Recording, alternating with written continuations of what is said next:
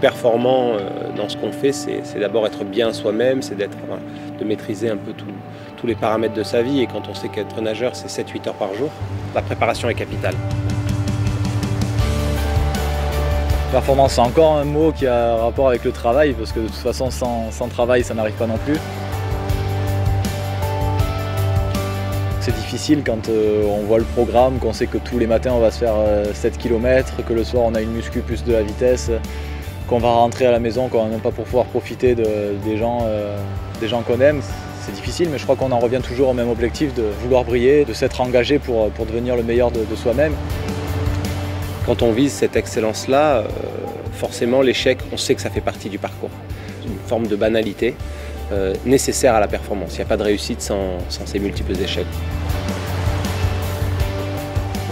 Le fort du sportif de haut niveau, c'est pas de jamais tomber, c'est de savoir se relever. Donc c'est d'apprendre de nos défaites et de devenir plus fort grâce à ça. Et après chaque étape difficile, il faut analyser et avancer. Les quelques minutes qui suivent la performance, on va retrouver l'athlète avec qui on a travaillé pendant un an. Ça peut être une poignée de main, ça peut être un regard, ça peut être une accolade.